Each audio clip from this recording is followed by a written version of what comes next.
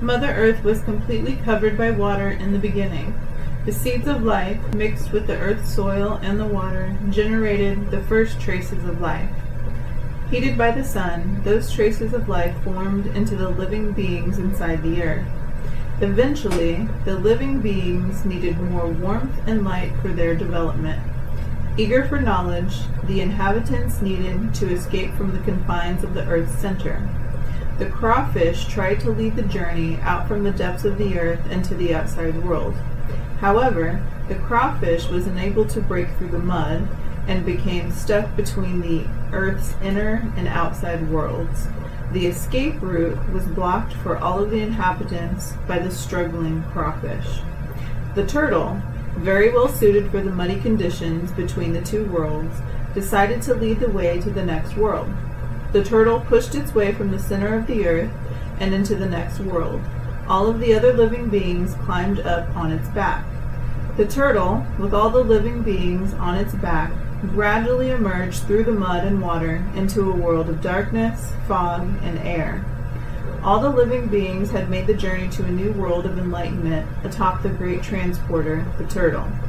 Unfortunately, this world was blanketed with a dense fog caused by the elements of the sun and water.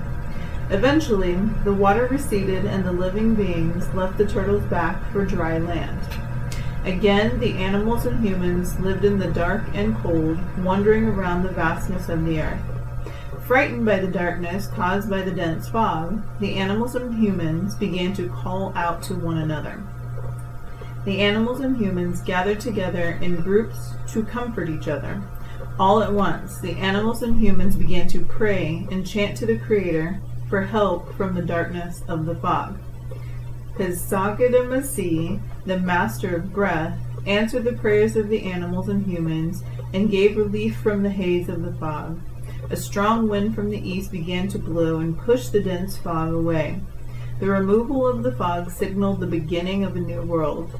The animals and humans were able to see one another for the first time. The animals and humans were very appreciative of one another for coming together in a time of despair. Animals and humans continued the kinship bonds which had formed between them.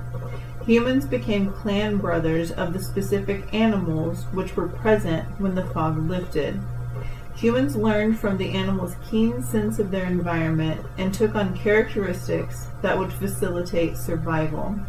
Thus began the life of the Mvskoke Creek people and the life of the clans.